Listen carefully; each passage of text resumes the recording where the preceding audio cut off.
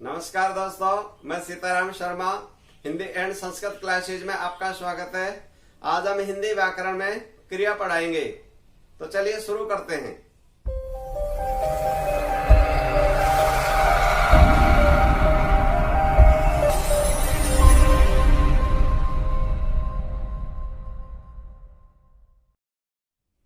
हमारा टॉपिक है क्रिया।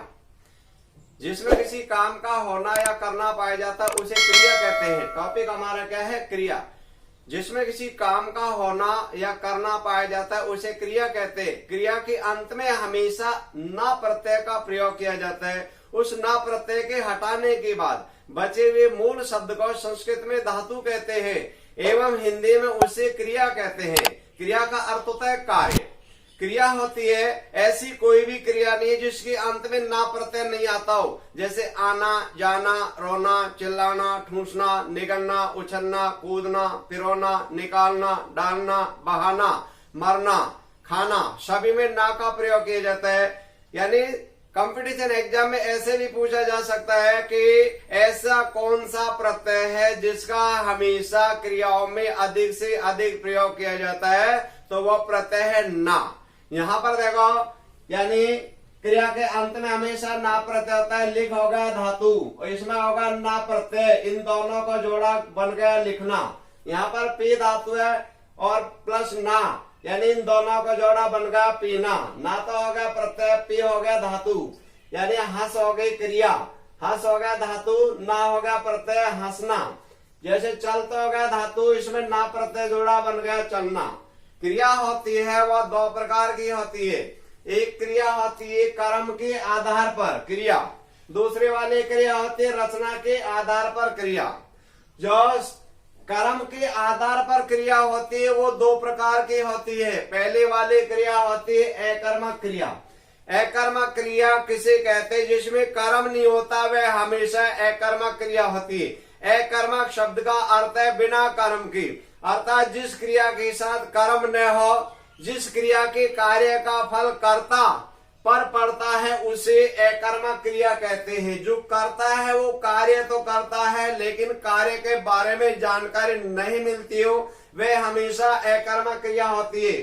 जैसे राम करता है, पीता क्रिया है सहायक क्रिया है। तो राम पीता है, इसमें राम जो क्रिया तो कर रहा है लेकिन क्रिया क्या कर रहा है उसके बारे में पता नहीं चल रहा। कुछ भी पी सकता है, वो दूध पी सकता है, जूस पी सकता है और पानी पी सकता है। किसी भी प्रकार के कोई पीने की जो पेय पदार्थ है उसे पी सकता है। आगे बालक हंसता है, बालक हंसता है, बालक हो गया कर्ता, हंसता है क्रिया है हो गया सहायक क्रिया, इसमें कर्म नहीं है। आगे सविता पढ़ती है, सविता करता है, पढ़ती क्रिया है सहायक क्रिया है। सविता के बारे में जानकारी नहीं मिल रही, भाई वो क्या पढ़ती है। आगे वाला उदाहरण, हवाई जहाज उड़ता है, हवाई जहाज उड़ता है, भाई कैसे उड़ता है, कहाँ उड़ता है, इसकी उत्तर नहीं मिल रहा। मोर नाचता है, मोर भाई क्या करता है, मोर तो हो गया करता, नाचता है क्रिया, यानी कर्म नहीं है। अकर्मक क्रिया क्या होते हैं? जिसमें कर्म नहीं होता, जिसमें व्यापार का फल कर्ता तक सीमित हो, वह हमेशा अकर्मक क्रिया होती है। यानी कर्ता कार्य तो कर रहा है राम, लेकिन कार्य क्या कर रहा है उसके बारे में जानकारी नहीं मिलती, वह हमेशा अकर्मक क्रिया होती है। दूसरे वाले क्रिया होती है सकर्मक क्रिया। सकर्मक क्रिया उसे कहते हैं जिसमें कर्म होता है, जिस क्रिया के कार्य का फल कर्म पर पड़ता है उसे सकर्मक क्रिया कहते हैं। जो कर्ता कार्य कर रहा है उसके बारे में आसानी से जानकारी मिल जाती है, वे हमेशा सकर्मक क्रिया होती है। जैसे राम हो गया कर्ता, दूध हो गया कर्म, पीता है क्रिया है सहायक क्रिया। तो यहाँ राम के बारे में जानकारी आसानी से मिल रही है, भाई वो क्या पीता है, दूध पीता है। अनुष्का हिंदी पढ़ती, अनुष्का क्या पढ़ती, हिंदी पढ़ती, आसानी से हमको जानकारी मिल गया। अनुष्का करता है, हिंदी कर्म हो गया, पढ़ती क्रिया है सहायक क्रिया। हवाई जहाज हवा में उड़ता है, भाई हवाई जहाज कहाँ उड़ता है, हवा में उड़ता है, यानी पढ़ाई पढ़ी। जो हमारी क्रिया होती है उससे भी कर्म बनाया जा सकता है। पढ़ाई पढ़ी, भाई क्या पढ़ी, पढ़ाई। अब ध्यान दीजिए दोस्तों, अकर्मक क्रिया और सकर्मक क्रिया, इसमें हमको कुछ नोट में आपको लिखवाऊंगा। उससे पहले यानी किसी भी वाक्य में, नंबर पहला वाला नोट है, किसी भी वाक्य में क्वेश्चन मार्क लगा के देख लो। कौन कौन से क्वेश्चन? क्या, किसे, किसको या किसमें। इन प्रश्नवाचक शब्द क्रिया के साथ लगाकर देखने पर अगर उत्तर उसी वाक्य में मिल जाता है तो हमेशा सहकर्मक क्रिया होती है, और अगर उसी वाक्य में उत्तर नहीं मिलता है तो वह हमेशा अकर्मक क्रिया होती है। जैसे राम पीता, राम क्या पीता, उत्तर नहीं मिला तो ये अकर्मक क्रिया है। लेकिन राम दूध पीता, राम क्या पीता है, दूध पीता है, तो यहाँ पर उत्तर हमको मिल गया, तो ये वाली हो गई सहकर्मक क्रिया। इसमें भी देख लो, अनुष्का हिंदी पढ़ते, अनुष्का क्या पढ़ते हैं, हिंदी पढ़ती है। हवाई जहाज हवा में उड़ता है, हवाई जहाज कहाँ उड़ता है, हवा में। तो ऐसे हमको जानकारी मिल गई। पढ़ाई पढ़ी, क्या पढ़े, पढ़ाई पढ़ी। तो एक तो आपको तरीका ये ध्यान देना है, पहला नंबर जो अभी मैंने आपको बताया था, क्वेश्चन मार्क लगा करके। हाँ, हमारे सामने समस्या रहती, मान लीजिए वो वाक्य नहीं देता, वाक्य में तो हम ऐसे इस प्रकार से जानकारी क्वेश्चन मार्क लगा के देख लेंगे। लेकिन अगर मान लो मूल क्रिया का शब्द दे देता है तो वहां पर हम कैसे जानकारी लेंगे? आपके सामने नंबर 1 क्वेश्चन लिखा हुआ है। ये हमारा जो क्वेश्चन है, निम्न शब्दों में सहकर्मक क्रिया है, यानी ये 4 दे दे, चलना, रोना, घूमना, हंसाना, इसमें कौन सी सहकर्मक क्रिया है? इसका मतलब अब यहाँ पर कोई वाक्य तो है ही नहीं, वाक्य में तो क्वेश्चन मार्क लगा के देख लेंगे, लेकिन ये वाक्य नहीं है, तो हम कैसे जानकारी इसमें प्राप्त करेंगे? इस प्रकार से जो क्वेश्चन एग्जाम में ज्यादा आते, अगर वाक्य दे देता है बहुत अच्छी बात है, वाक्य दे देता है तो प्रश्नोत्तर लगा के देख लो, उत्तर मिल गया सहकर्मक क्रिया, और उत्तर नहीं मिला तो अकर्मक क्रिया। लेकिन वो वाक्य नहीं देता तो उसका दोस्तों आपको तरीका बता देता हूँ। नंबर जो पहला वाला पॉइंट का है उसका ध्यान दीजिए।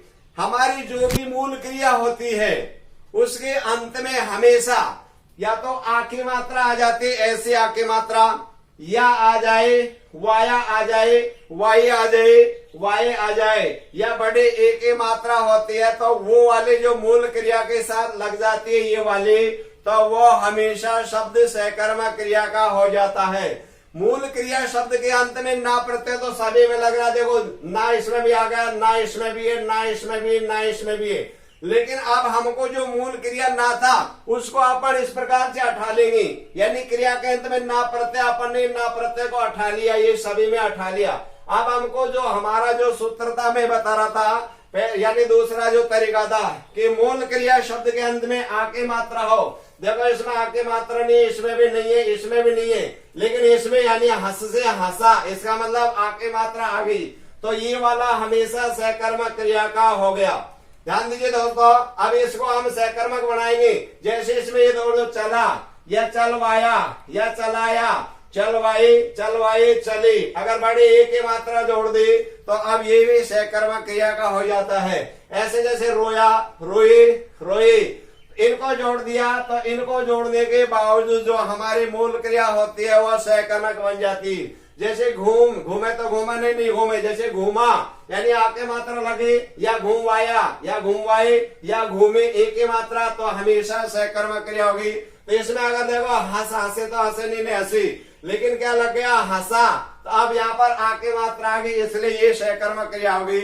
एक बार पुनः इस पॉइंट को नोट करिए, मूल क्रिया शब्द के अंत में अगर आके मात्रा या हो, वाया, वाई, वाई या बड़े एक की मात्रा हो, तो वो वाला जो शब्द होता है वो हमेशा सहकर्मक क्रिया का होता है। इसमें नहीं, इसमें नहीं, इसमें नहीं, तो ये वाली सहकर्मक क्रिया होगी। अब हमारा जो यानी पहला तरीका था प्रश्नोत्तर लगा के देख लो, दूसरा वाला जो तरीका था वो ये वाला लगा के देख लो, अगर वाक्य नहीं होता है तो। अब हम तीसरा वाला जो आपको तरीका बता रहे, पहले इस क्वेश्चन को समझिए। दूसरा, निम्न शब्दों में सहकर्मक क्रिया नहीं है, इसका मतलब जो दूसरा वाला क्वेश्चन है उसमें ये पूछा गया है अगर 3 तो सहकर्मक क्रिया है और 1 अकर्मक क्रिया है, इसमें क्वेश्चन है निम्न शब्दों में सहकर्मक क्रिया नहीं है, यानी हमको अकर्मक क्रिया छांटनी है। तो दोस्तों अब इसमें देखो आके मात्रा ये वाला जो मैंने आपको नोट बताया था वो वाला भी गायब हो गया है।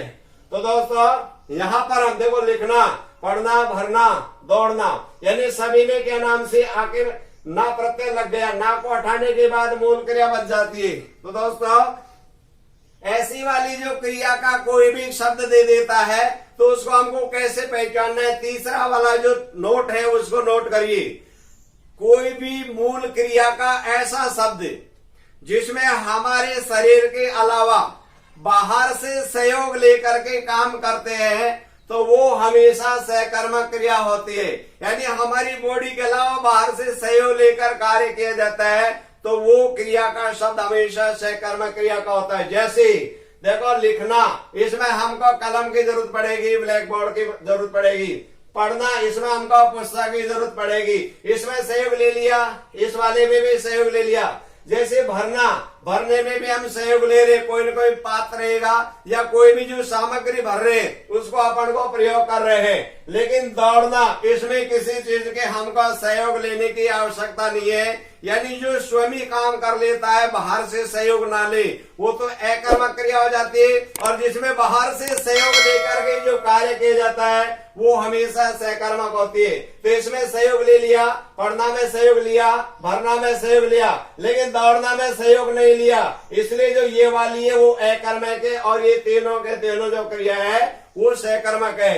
अब हमारा जो यानी आगे का क्वेश्चन है वो ध्यान दीजिए। राम जयपुर जाता है में क्रिया है, इसमें ये बताना वे अकर्मक क्रिया है या सहकर्मक क्रिया है। तो दोस्तों ध्यान दो, चौथा वाला पॉइंट नोट करिए कि हमेशा स्थान का नाम कभी भी कर्म नहीं होता। जैसे राम जयपुर जाता है, राम है वो तो करता है, अब यहाँ पर जाता है वो क्रिया है। अब इसके बारे में हमको जानकारी नहीं मिल रही, भाई जयपुर क्यों जाता है, क्या करने जाता है, इसमें कोई पता नहीं चल रहा। तो इसमें ध्यान दीजिए, स्थान का नाम कभी भी कर्म नहीं होता, वो हमेशा अकर्मक क्रिया होती। यानी हमारे मस्तिष्क में जिस क्वेश्चन को पढ़ के और तरह तरह के विचार प्रकट होते हैं वो हमेशा अकर्मक क्रिया होती है। और जिसमें किसी भी प्रकार के मन में विचार नहीं आते हो वो हमेशा सहकर्मक क्रिया होती। इसमें तरह तरह के हमारे विचार आ रहे हैं, लेकिन यह जान दो राम दूध पीता, इसमें किसी भी प्रकार का कोई विचार नहीं आया। तो ये वाला जो तीसरे का उत्तर हो गया, ये वाली क्रिया होगी, इसमें अकर्मक क्रिया है। तो दोस्तों जो मैंने 4 पॉइंट आपको नोट करवाए, उन पॉइंटों के आधार पर अगर छोटी क्रिया के शब्द के माध्यम से और क्वेश्चन दे देता है तो उसको छांटने का तरीका ये वाला होता है। अब हमारी जो सहकर्मक क्रिया होती है, यानी एक तो होगी अकर्मक, दूसरी थी सहकर्मक क्रिया। सहकर्मक क्रिया को 4 पॉइंटों के आधार पर छांटनी है। अब सहकर्मक क्रिया के भी भेद होते हैं। सहकर्मक क्रिया के 2 भेद होते हैं। पहली वाली होती है एक कर्मक क्रिया। एक कर्मक क्रिया किसे कहते हैं, जिस क्रिया का एक कर्म होता है उसे हमेशा एक कर्म क्रिया कहते हैं। जैसे धर्मेश पत्र लिखेगा, यानी एक ही क्रिया कर रहा है वो होती है धर्मेश करता हो गया, पत्र कर्म होगा, लिखेगा। ये आने वाले समय में भी हो सकता है, लेकिन एक ही कर्म है किसका, भाई पत्र लिखेगा। दूसरा वाला उदाहरण है रितिका ने पुस्तकें खरीदी, ये भूतकाल का रितिका करता है और पुस्तकें हो गया कर्म और खरीदी होगी क्रिया। इसमें भी एक ही कर्म है, इसलिए वहां पर एक क्रिया एक कर्म क्रिया होती है। जैसे सविता पुष्प चुनती है, सविता करता है, पुष्प कर्म है, चुनती क्रिया है सहायक क्रिया है। तो इसमें भी एक कर्म क्रिया है, यानी कर्ता जो एक ही क्रिया करता है उसे एक कर्म क्रिया कहते हैं। दूसरे वाले जो क्रिया होती है द्विकर्म क्रिया। द्विकर्म क्रिया हमेशा वहां होती है जिस क्रिया के 2 कर्म होते हैं उसे द्विकर्म क्रिया कहते हैं। यहाँ पर जैसे सीता ने राम को पुष्प दिए, ध्यान दीजिए दोस्तों, सीता ने राम को पुष्प दिए, अनुष्का ने शोभित को नाश्ता कराया, माली ने फूलों का गुलदस्ता बनाया। एक तो हो गया फूल कर्म हो गया, दूसरा होगा गुलदस्ता। इसमें कितने कर्म हो गए, 2। जबकि यहाँ पर एक ही कर्म था धर्मेश पत्र लिखेगा, लेकिन यहाँ पर 2 कर्म में माली ने क्या बनाया, फूलों का क्या बनाया, गुलदस्ता। यह हो गया माता ने गाजर का हलवा बनाया, एक कर्म होगा गाजर, दूसरा कर्म होगा हलवा। तो जहाँ पर 2 कर्म होते हैं वो हमेशा द्विकर्मक होती। अब ध्यान दीजिए दोस्तों, जो हमारे देवकर्मक क्रिया है उसको पहचानने का मैं आपको तरीका बता रहा हूँ, ऊपर वाले उदाहरण और है, ये ध्यान दीजिए। यानी देवकर्मक क्रिया में हमेशा इन वाक्यों में प्रत्येक क्रिया में हमको प्रत्येक क्रिया में किससे किसको और क्या शब्द प्रश्न मार्क लगाकर देखने पर अगर उत्तर मिल जाता है तो वो हमेशा सकर्मक क्रिया होती है, और अगर इनको लगा के उत्तर नहीं मिलता वो हमेशा अकर्मक क्रिया होती। अब ये भी ध्यान दीजिए, यानी हमारे जो किसे, किसको और किसमें, ये प्रश्नवाचक वाक्य लगा के देखने पर उत्तर मिलता है, ये हमेशा प्राणीवाचक होता है। प्राणीवाचक इसको कहते हैं सजीव को, और जो क्या शब्द होता है उस प्रश्न मार्क को लगा देते हैं वो हमेशा अप्राणीवाचक यानी निर्जीव के साथ लगाया जाता है। जैसे सीता ने राम को, देखो सीता ने यानी किसे, राम को, तो ये क्या हो गया, सजीव हो गया। क्या दिया, पुष्प दिया, तो क्या के साथ तो होगा निर्जीव, अप्राणीवाचक, तो पुष्प है वो निर्जीव है। अनुष्का ने सौमित को, यानी किसे या किसको, अनुष्का ने किसको दिया, सौमित को, या किसे दिया, सौमित को, क्या दिया, नाश्ता कराया, तो नाश्ता शब्द है वो अप्राणीवाचक है, निर्जीव है, और सौमित है वो सजीव है। यहाँ पर राम है वो सजीव है, किसने दिए, सीता ने, किसे दिए, राम को, तो ध्यान दो हमेशा किसे, किसको और किसमें ये प्रश्नवाचक लगाते सजीव के साथ, और क्या शब्द का प्रयोग हमेशा निर्जीव के साथ किया जाता है। जैसे आगे वाला था माली ने फूलों का, माली ने क्या दिया, फूलों का, तो फूल निर्जीव है, और क्या बनाया, गुलदस्ता, तो दोनों में क्या का प्रयोग किया गया, जबकि ऊपर सीता ने किसे दिए, राम को, किसको दिए, राम को, क्या दिए, पुष्प दिए, तो जो हमेशा कर्ता के साथ में हमेशा प्राणीवाचक का प्रयोग किया जाता है, और जो निर्जीव होते हैं वहां पर क्या प्रश्नवाचक लगाकर देखने का ये तरीका होता है। तो इस प्रकार से हमको सकर्म क्रिया के दो वेद होते, और हमारे जो क्रिया होती है वो कर्म के आधार पर होती है, दूसरे वाली होती है रचना के आधार पर। तो दोस्तों ये जो मेन पॉइंट मैंने आपको नोट करा है, इन पर अच्छी तरह से आप लोगों को ध्यान देना है।